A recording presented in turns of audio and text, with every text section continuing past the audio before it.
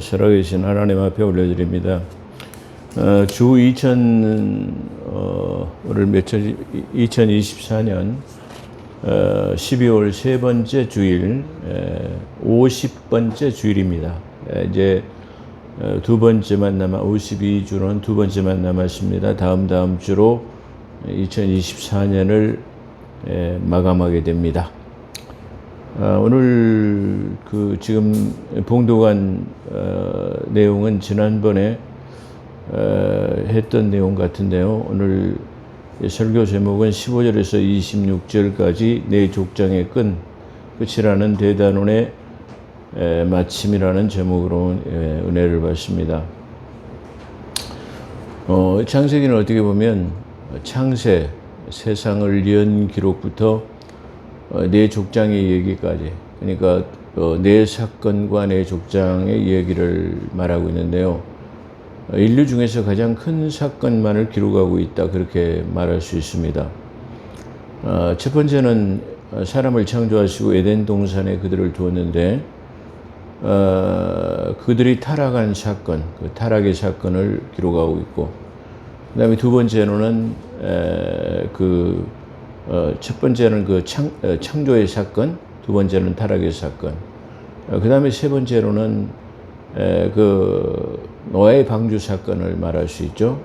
그 세계적인 사건이니까 그걸 말할 수 있어요. 창조의 사역, 인간 타락의 사건, 그 다음에 노아의 방주의 사건, 그 다음에 바벨탑의 사건. 이것은 인류 역사의 가장 큰 사건으로 기록되기 때문에 네 사건만을 기록했습니다. 그 다음에는 그 바벨탑의 사건의 11장을 마지막으로, 네 사건을 마지막으로 12장부터는 믿음의 사람 아브라함을 통해서 네 족장을 세우시는 이야기를 기록하고 있습니다.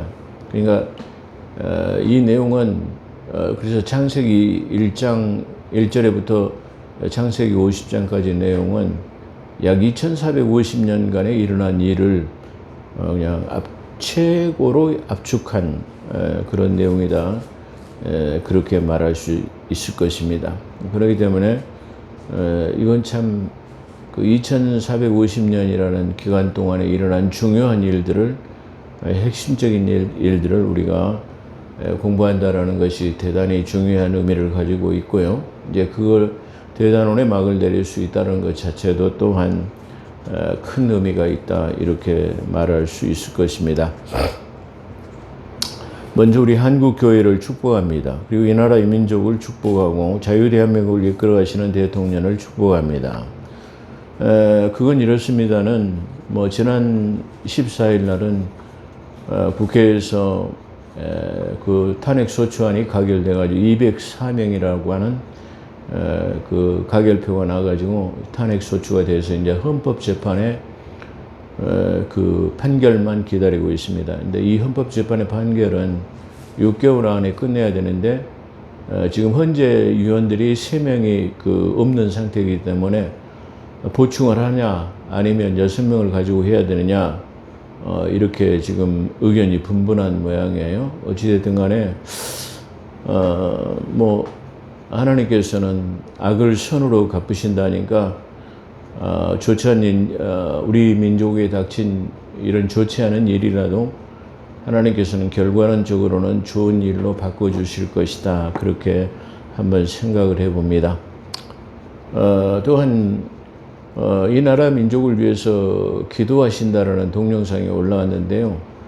참 그래도 다행한 일은 서울 사랑의 교회, 큰 대형 교회죠. 사랑의 교회 오정현 목사하고 이찬수 목사님이 그 나라를 위한 기도를 가졌다라는 것 자체가 좀 의미가 있고요. 또 어떤 동영상에서는 이 탄핵에 대한 목사님들의 반응이라는 제목으로 동영상을 올렸는데, 하나는 이찬수 목사님, 또 한 분은 잘 모르겠어요. 또 한 분은 박한수 목사라는 사람들의 그 내용을 잠깐 들었는데, 저는 그분들이 참 기양이 하려면 색깔을 좀 분명히 하시지, 그냥 탄핵이라는 말이라든가 대통령을 위해서라는 말은 전혀 하지 않고 그 회색 분자들처럼 그렇게 말하는 것을 볼 때 그래도 좀 그 은연중에 말은 하긴 하지만 안타까운 마음을 좀 가졌습니다. 하나님께서는 예면 예로 말하라, 아니면 아니라 말하라 이렇게 했는데 그걸 분명하게 말하지 않는 그 짖는 소리가 분명하지 못하면 우리는 꽹과리와 진과 같다 그렇게 했는데 분명한 소리가 있어야 되는데 그렇지 못했다는 것에 저는 좀 안타까움을 금할 길이 없습니다. 어찌됐든 간에 지금 이 나라의 민족이 잘 이끌어 나갈 수 있도록 하나님께서 해 주셔야 할 것이라 저는 그렇게 생각을 한번 해봅니다. 좋은 결과를 기대하면서 우리 한국교회가 기도해야 될 것이라고 그렇게 생각이 됩니다. 그건 이렇습니다. 지난번에 이재명 씨 법인카드 사용에 대해서 그 좋은 효과도 있을 것이다. 그걸 나비 효과로 제가 표현을 해서 말씀드린 적이 있었는데요. 이재명 씨의 이 법인카드로 인해서 좋은 효과는 이 지방자치단체장들의 무분별한 법인카드 사용과 그리고 해외 외유가 좀 자제될 것이라고 그렇게 말씀드렸습니다. 분명히 효과는 있을 것으로 그렇게 보여집니다. 이 사건을 통해서 여지없이 말려든 사람이 있었는데요. 그 사람이 대구시장인 홍준표 시장입니다. 홍준표 씨는 스스로 자기 자신을 합리화시키는 발언을 서슴없이 했습니다. 그의 발언은 이재명 씨의 법인카드 사용으로 인해서 기소하는 것은 무리다 이렇게 말하면서 자기 자신도 법인카드 사용에 애매한 부분이 있다라고 자신의 입장을 옹호하는 듯한 그런 발언은 자기 합리화를 시키는 말이라고 할 수 있습니다. 그렇죠. 그건 맞죠. 뭐 한두 번 잘못했다고 기소하는 건 아니잖아요. 예를 들어서 샌드위치를 뭐 5, 600만 원씩 사다 먹고 과일을 한 달에 120만 원씩 매번 사다 먹고 뭐 하루에 식사를 18번도 하는 그런 일이 있었기 때문에 한두 번이 아니고 몇 번 같은 것은 누구나 용인할 수 있죠. 근데 이건 너무 과도하기 때문에 한 것이다 이렇게 말할 수 있는데요. 이건 여지없이 홍준표 시장의 그 양심을 드러내는 그런 발언이라고 저는 그렇게 봅니다. 물론 한두 번의 애매한 경우도 있을 것입니다. 그런 측면에서 본다면 법인카드, 판공비, 업무 추진비, 뭐 그 외의 직무를 수행하기 위해서는 그래서 월급을 받는 거죠. 월급을 받는 것은 우리 일반 사람들이 생각해보기 힘든 그런 돈인데요. 연봉으로는 시장들이 받는 돈이, 시장 도지사가 받는 돈이 연봉으로 1억 3,500만 원을 받습니다. 이건 원로 따지면 1,100만 원을 지급받습니다. 그 다음에 또한 모든 공적인 것들은 전부 법인카드나 이 판공비, 추진비 이런 것으로 다 공제를 받기 때문에 자기가 받는 월급 1,100만 원 순수하게 그대로 다 가져갈 수 있다. 그 외에 뭐 출장비도 있고 뭐 여러 가지 뭐 기타 등등이 많이 있을 수 있습니다만은 그럼에도 불구하고 법인카드를 사용하면서 애매할 때가 있다? 이렇게 말하는 것은 좀 잘못된 측면이 있다. 그건 분명히 자기 자신을 합리화시키는 그런 발언이다. 그렇게 말할 수 있어요. 아니 자기 자신도 검사를 지낸 그 모래시계의 그 검사가 바로 이 홍준표 씨를 모델로 한 것이라고 그래요. 그런 아주 준엄한 그런 법을 집행하셨던 분이 그렇게 말씀하시면 대단히 앞으로 자기 뭐 대권 주자라고 말하는데 그런 사상을 가지고 있는 사람은 대권 주자가 될 수 없다 저는 그렇게 생각합니다. 그런 부분에 대해서 홍준표 시장은 청백리 같은 그러한 자세가 필요할 것이다 그렇게 생각을 해봅니다.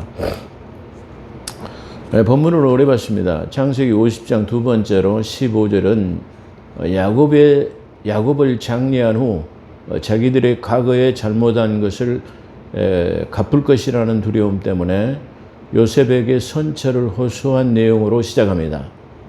그러니까 아버지가 있을 때는 어떻게 하지 못했지만 이제 아버지가 죽어버렸기 때문에 자기가 과거에 자기를 구렁텅이에다 빠뜨리고 애굽 상인들에게 팔아먹고 채찍질하고 이런 것들에 대해서 이제 보복을 할 것이다. 자기 아버지가 없으니까 그렇게 두려워해서 지금 시작하는 내용인데요. 당신의 아버지가, 그러니까 이 야곱이 아버지가 죽기 전에 우리들에게 명령했습니다. 이 전부 아마 유언으로 남겼던 것 같아요. 근데 이런 유언은 성경에 기록되지는 않았습니다. 가정사이기 때문에 이건 말하지 않지만 아마 그들에게는 다 모든 것을 용서해라, 이렇게 화합해라, 그런 유언을 남겼던 것으로 보여집니다. 그래서 당신의 아버지가 돌아가시기 전에 명령하여 이르기를 너희는 이같이 요셉에게 이르라. 요셉에게 말이라 말이야. 내 형들이 내게 악을 행하였을지라도 그들의 허물과 죄를 용서하라 하셨나이다. 우리 죄를 용서하소서 하며 그 말을 듣은 요셉이 형들의 말을 듣고 울었다는 것은, 울었다고 그렇게 표현되어 있죠. 그래서 그 말을 듣고 울었다는 것은 지금 아버지를 잃은 요셉의 슬픔과는 반대로 자기 자신들의 일만을 도모하는 그런 안타까운 마음에 있을 것으로 보여집니다. 그리고 또한 자기 마음과는 전혀 다른 것을 말하고 있기 때문에 또 그런 측면으로도 볼 수 있을 것이다. 그렇게 말씀드릴 수 있어요. 또한 그들은 요셉 앞에 엎드려 당신의 종입니다 하는 굴종하는 모습을 볼 수 있습니다. 요셉이 그들에게 이르되 두려워하지 마소서. 내가 하나님을 대신하리이까. 이게 중요한 말이죠. 우리 믿음의 사람들은 모든 것을 원수 갚는 것이 내게 있다라고 말씀하십니다. 그래서 하나님 앞에 유임해야 됩니다. 그렇죠? 우리의 삶 속에 일어나는 모든 일들은 우리 하나님 앞에 기도하고 또 하나님이 알고 계시기 때문에 반드시 하나님께서 해결하실 것을 믿어야 합니다. 그렇기 때문에 우리가 어떻게 해야 된다라는 그런 생각은 버려야 돼요. 그래서 하나님께서는 원수 갚는 것이 내게 있다라고 말씀하시는 것은 바로 그런 측면이에요. 그렇기 때문에 이 지금 요셉은 내가 하나님을 대신할 수 없단 말이야. 나는 모든 것을 하나님 앞에 맡겼을 뿐이라고 하는 그들의 신앙과 믿음이 있습니다. 그런 것처럼 우리도 우리의 삶 속에 일어나는 모든 일들에 대한 나를 억울하게 핍박하거나 또 그런 모든 사람들이 있다 할지라도 우리는 그것을 하나님 앞에 기도하고 또 그거 하나님께서 해결해 주실 것이라는 사실을 우리는 믿고 나아가야 합니다. 제가 목회하는 동안에 25년간의 목회는 어떻게 보면 짤막한 시간들이라고 볼 수 있어요. 어떤 분은 50년씩 40년씩 그렇게 하지만 물론 앞으로 제 목회 기간이 좀 남기는 했습니다. 70세에 정년을 하느냐 아니면 75세까지 하느냐 아니면 그 이상으로 할 것인가 그것에 대해서 고민해 보기도 했습니다. 그런데 그것은 하나님께서 하실 것이다 라는 그런 생각을 해 보았습니다만은 눈앞에 당면한 그런 것을 볼 때는 그냥 좀 참 힘이 들다. 이쯤에서 내려놔야 되지 않겠느냐 그런 생각도 한번 해볼 때가 있습니다. 어찌됐든 간에 지금 25년간의 시간 동안을 지나오면서 수많은 사람들이 나를 배신하고 등에 칼을 꼽는 일들이 많이 있었습니다. 나를 배반하고 돌아간 사람들이 너무나 많이 있었습니다. 나는 그들에게 선을 베풀었지만 그들은 악으로 나에게 갚는 경우를 보았습니다. 어떻게 보면 저 이번에 국힘의 국민의힘 그 대표가 한동훈 씨인데 한동훈 씨는 20년간 그 윤석열 대통령하고 같이 한솥밥을 먹고 생겼고 또 윤석열 대통령이 되자 법무장관에다 앉히고 그 다음에 당대표까지 이끌었는데 그렇게 믿었던 사람이 그 배신하니까 그 마음이 정말로 얼마나 그분의 마음이 아팠을까 정말로 그런 생각을 한번 해보았습니다. 그렇지만 그렇다 하더라도 다 그거를 하나님 앞에 맡겨야 됩니다. 하나님께서 대신해 주실 것이라는 사실을 우리는 믿어야 됩니다.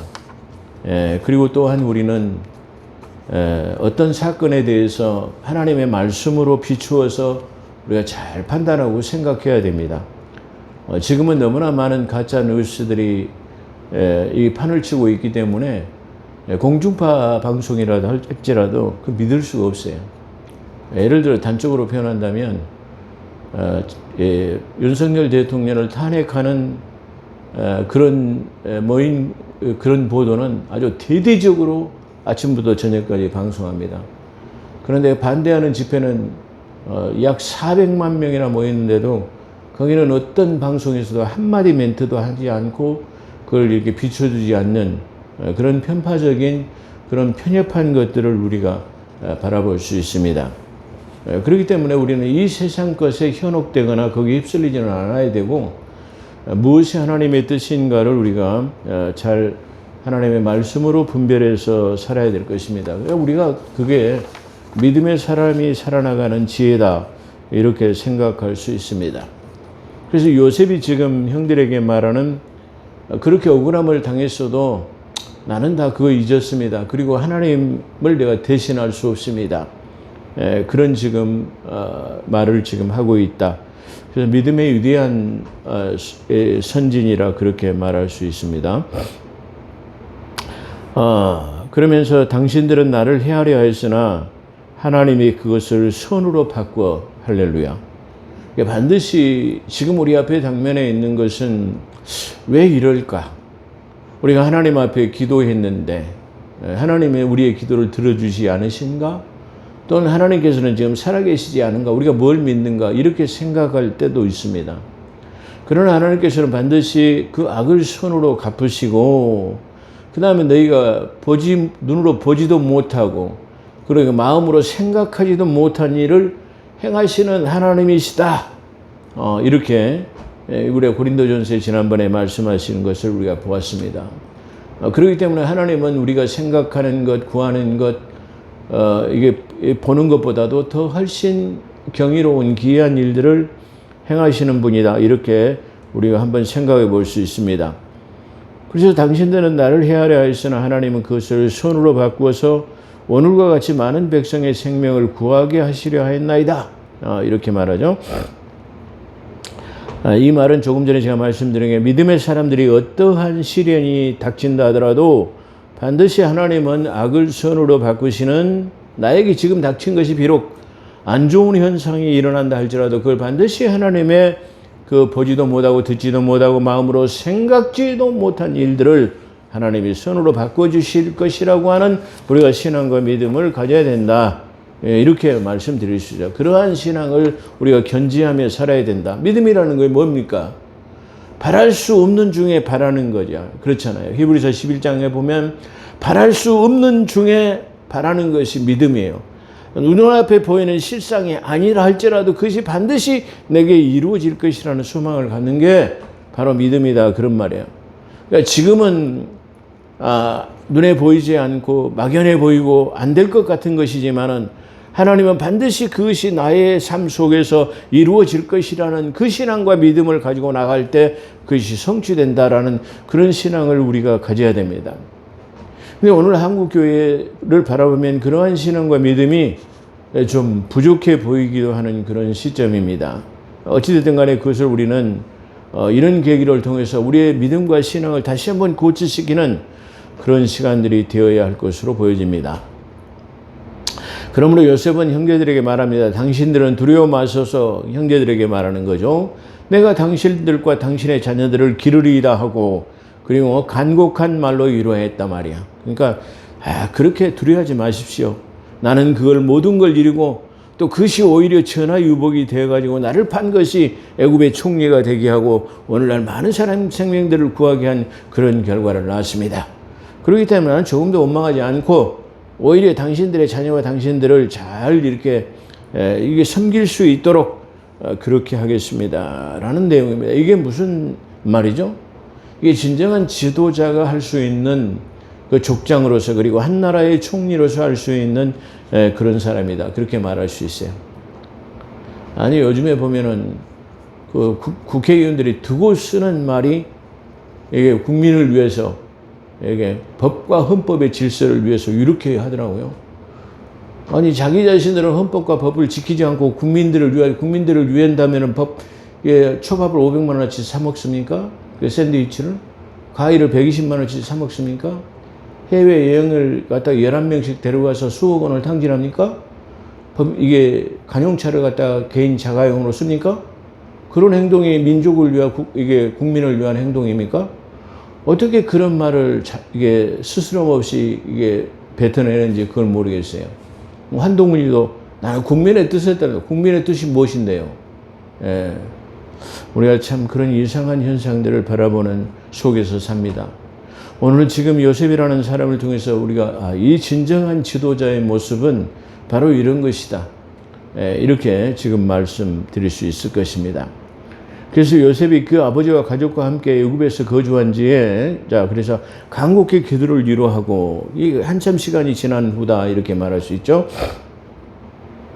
요셉이 그의 아버지 가족과 함께 애굽에서 요셉이 그 가족과 함께 전부 애굽으로 70명이 이주했다고 그랬죠. 그 중에서 110세를 살았어요. 그러니까 자기 아버지인 지금 야곱은 147세까지 살았으니까 어떻게 보면 자기 아버지의 나이에 비해서 조금 적게 산 그런 모양새를 지금 볼 수 있죠. 그래서 110세를 살면서 에브라임의 자손 3대를 보았어요. 에브라임은 둘째 아들이죠. 그 다음에 므낫세는 장자인데 여기서 에브라임을 먼저 앞세우고 있죠. 므낫세의 아들 마길의 아들들도 요셉의 스라에 양육되었더라. 그러니까 아마 그 므낫세 장자의 아들들을 아마 요셉이 그 자기 총리 간제에서 아마 양육하는 아마 그런 지도자 교육을 시켰거나 아니면은 그 장자의 명분을 물려받은 그런 지파로서의 어떤 모습들을 교육하지 않았을까 그렇게도 한번 생각해 볼 수 있습니다.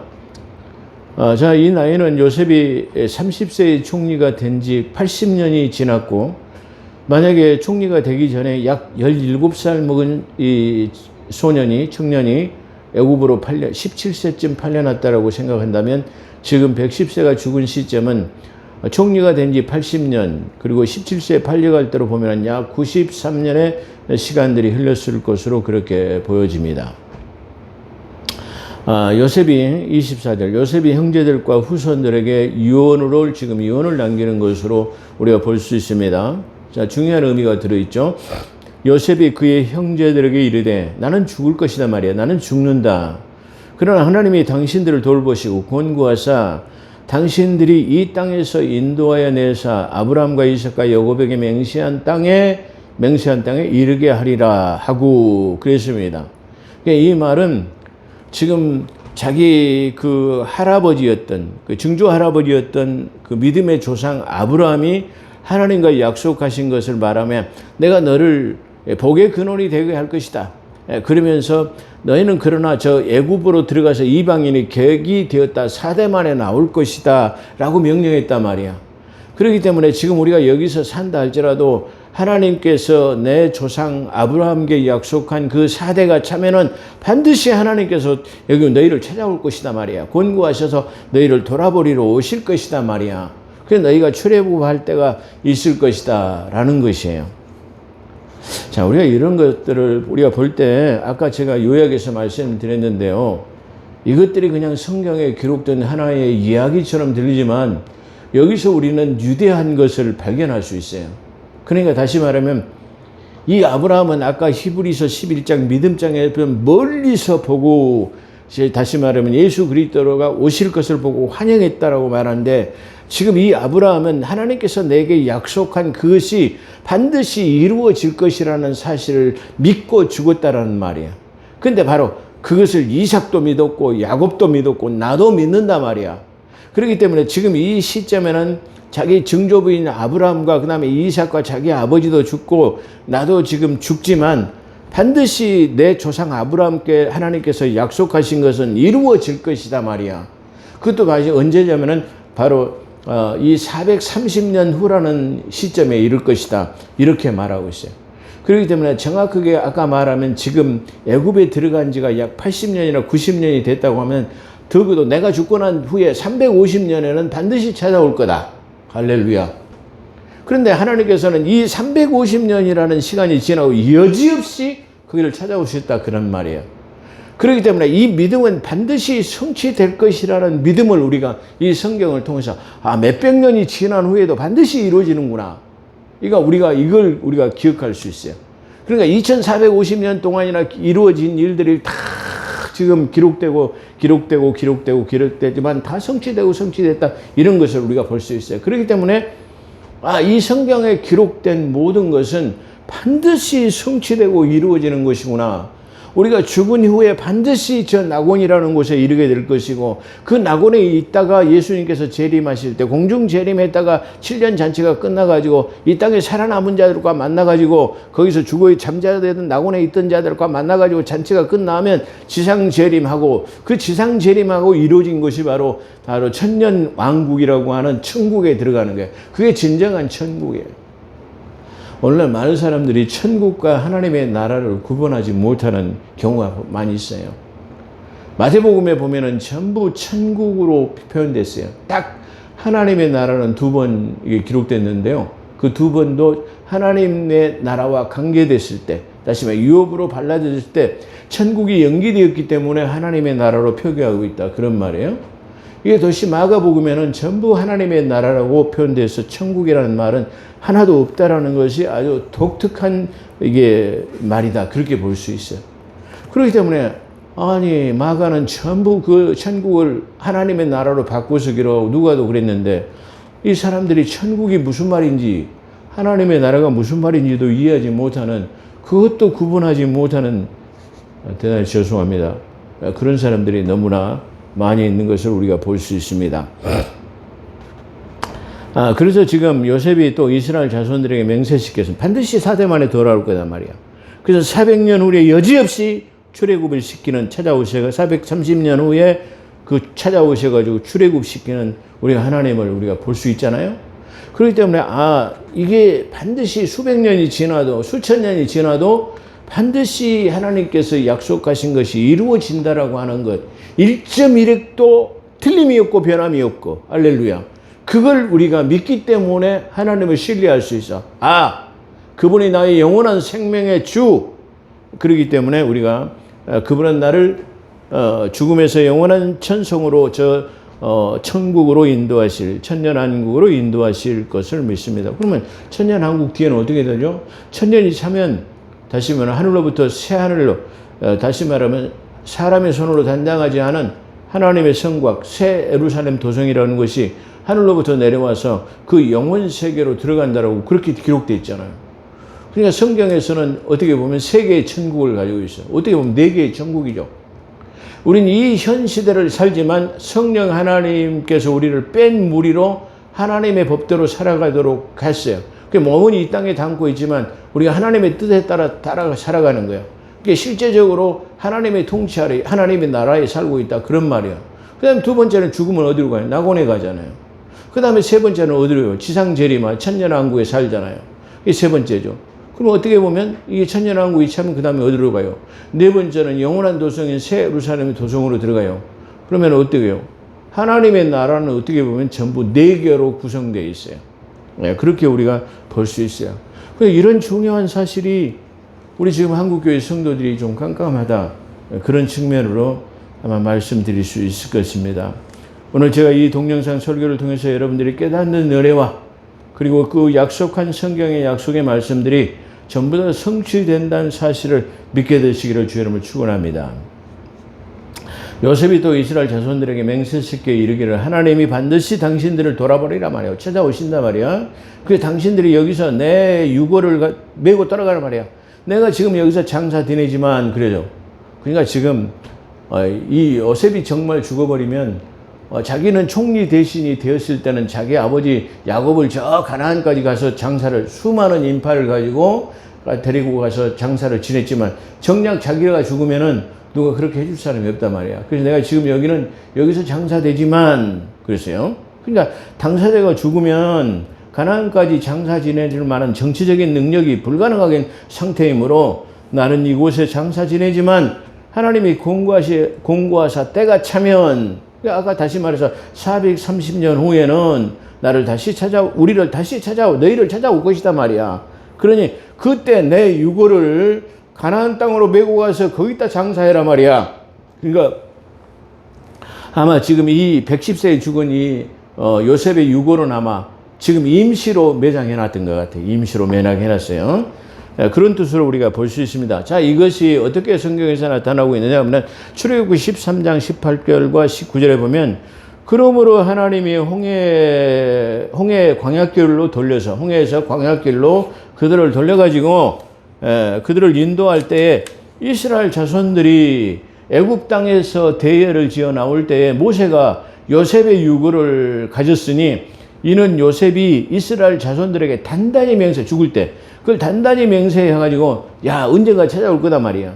근데 그때 찾아오실 때 내 이 유고를 여기서 지금 임시로 매장했다가 반드시 그걸 다시 채취해가지고 저 가나안 땅에다가 묻어라 말이야. 왜 그러냐면 그 땅이 우리의 땅, 이 영원한 땅. 다시 말하면 우리 믿음의 저 유대인이라고 하는 저 이스라엘 자손들에게 나는 너의 하나님이 되고 너희는 내 백성이 되리라. 그리고 그 젖과 꿀이 흐르는 가나안 땅은 너희의 영원한 기업이 될 것이다. 그렇기 때문에. 그래서 이 땅은 우리의 땅이 될 것이 아니고 영원한 땅이 될 것이라는 곳에 나를 장사해라. 그런 말이야. 그러니까 이 죽으면서도 지금 모두 다 그런 믿음을 가지고 죽었다라는 것을 그래서 히브리서 11장에서는 그걸 기록하고 있다. 그런 말이에요. 그래서 모세가 요셉의 유고를 가졌으니 이는 요셉이 이스라엘 자손에게 단단히 맹세하게 하여 이르기를 하나님이 반드시 너희를 찾아오시리니 너희는 내 유고를 여기서 가지고 나가라 하셨음이라. 그래가지고 출애굽할 때 모세가 그 유고를 담아가지고 맨 앞에 들고 이렇게 간단 말이야. 예, 이게 지금 그 출애굽 그 왕의 대로를 나가는 그런 모습에서 이렇게 우리가 발견할 수 있다. 이렇게 출애굽할 때 가지고 나온 요셉의 유골은 벗개를 앞세워 가지고 다녔고 가나안에 입성한 여호수아는 이렇게 가지고 가나안 땅에 이게 탁 모시고 진군할 때 모시고 다녔어요. 그랬다가 가나안 땅에 들어갈 때까지 누가 가지고 왔냐면 여호수아가 가지고 왔어요. 그러니까 여호수아 24장 32절에 보면 또 이스라엘 자손이 애굽에서 가져온 요셉의 뼈를 세겜 누구예요? 자기 믿음의 조상인 아브라함이 그 마므레 상수리 나무가 있던 곳이 세겜, 그걸 말하죠. 그래서 그곳에 애굽의 여호수아 24장 32절 이것을 보면 이스라엘 자손이 애굽에서 가져온 요셉의 뼈를 세겜에 장사했으니 이곳은 야곱이 페크나시타를 주고 산 세겜 아버지 하몰의 자손 에브론에게서 산 밭이라 이렇게 표현하고 있어요. 그게 다시 말하면 제가 아브라함이 그 장기로 삼았고 그런 말이죠. 그러니까 이 마므레 상수리 나무 건너편쯤이라고 제가 앞전에 말씀드린 적이 있는데요. 그곳에 이게 했어요. 그래가지고 요셉이 그 밭에 장사됐단 말이야. 그것이 그리고 요셉의 기업의 자손이 되니라. 그 자손의 기업이 되니라. 이 말이 무슨 말이에요? 그 요셉 땅을 배분받을 때 이 지금 이 막벨라 굴이라고 하는 그 하몰의 자손 세겜의 그 하몰의 자손 세몰의 아들 하몰의 자손 에브론에 준 이 산지가 있는 그러니까 다시 말하면 아브라함이 살던 그 지경을 갖다가 누가 물려받았냐면은 여기서요 이게 누구예요? 하몰의 자손의 땅을 그것이 요셉의 자손이 기업이 요셉의 자손의 기업. 그러니까 다시 말하면 에브라임과 므낫세가 그 주변 땅을 전부 다 영원한 무업으로 받았다 이런 말이야. 그러니까 다시 말하면 저 믿음의 조상이 살던 것을 그대로 유업으로 받았다. 이걸 또 다른 우리 한국적인 해석 방법으로 보면은 이 선산을 누가 물려받아요? 선산 장자가 계속 물려받잖아요. 예, 그런 것처럼 지금 이 장손이 막벨라 구일이라고 하는 믿음의 조상들이 안장된 그 선산을 누구만 야곱의 이 요셉의 후손인 에브라임과 므낫세가 그 주변 땅을 다시 가나안 땅에 입성했을 때 배분받았다. 아주 중요한 의미를 가지고 있습니다. 그래서 또 히브리서 11장 22절에 보면 믿음으로 얼마나 이게 소중한 말인가요? 히브리서 11장 22절 믿음으로 요셉은 임종시에 이스라엘 자손들에게 떠날 것을 말하고 자기 뼈를 위하여 명령하였으며 요셉이 110세의 죽음에 그들이 그의 몸에 향재료를 넣고 향재료를 뭐죠? 모략을 말해요. 모략. 부패하지 않는 거예요. 예, 부패하지 않는 거죠. 예, 그걸 거기다 집어넣었다. 이렇게 말해요. 예, 그래가지고 부패하지 않도록 했으니까 오랫동안 유골을 가지고 다니는데 큰 문제는 없었을 것이다.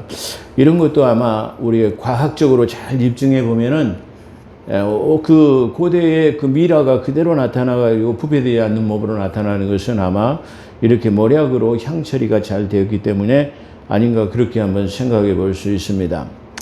어떻게 보면 애굽에서 입간하였더라. 그렇게 해서 애굽에서 입간하였더라. 이로써 창세기의 대단원을 종결하게 됐습니다. 아까 서두에 말씀드린 것처럼 창세기 네 사건과 네 족장이 이 얘기는 끝을 맺습니다. 그래서 천지창조에서부터 시작해서 아담으로부터 네 사건, 아까 말씀드린 것처럼 그 다음에 네 사건과 네 족장의 얘기로 끝나는 2450년의 약 대략으로 그죠? 약 2450년에서 약 2500년간의 그런 대단원의 기록을 이 창세기 1장에서 50장에다가 기록하고 있다. 그런 측면에서 대단한 중요한 의미를 가지고 있다. 그렇게 말씀드릴 수 있습니다. 사랑하는 성도 여러분, 시간이 났으면 제 동영상을 시청하시는 성도 여러분들도 제가 창세기 강해를 1장 1절에부터 50장까지 아주 디테일하게 조금은 그래도 부족한 측면도 좀 보충해야 될 것도 있었음에도 불구하고 지금 그걸 올렸습니다. 그렇기 때문에 시간 나시는 대로 이 동영상을 들으시고 또 믿음의 신앙들이 더 높아지는 그러한 믿음이 되시기를 주의 이름으로 축원합니다. 기도하겠습니다. 거룩하시고 자비로우신 하나님, 창세기를 마지막 강의할 수 있도록 함께 하신 아버지 감사합니다. 이제 다음 주부터는 하나님 출애굽을 강의하려고 합니다. 이 출애굽을 강의할 때도 성령 하나님의 깊은 통달과 조명을 통해서 깨닫게 하시고 알게 하시고 증거하는 데에 부족함이 없도록 성령 하나님께서 함께하여 주시기를 원합니다. 특별히 우리 포도원 교회를 기억하여 주시고 하나님 공동체로 부족함이 없는 교회로 성장할 수 있도록 하나님 아버지 자립된 건물을 가질 수 있도록 하나님 도와주시고 또 이 나라의 민족을 하나님 지켜주시고 함께해 주시고 신앙하기에 가장 좋은 자유대한민국이 될 수 있도록 아버지 함께하여 주시옵소서. 감사하며 우리 구주 예수 그리스도 이름으로 감사기도 드리옵나이다.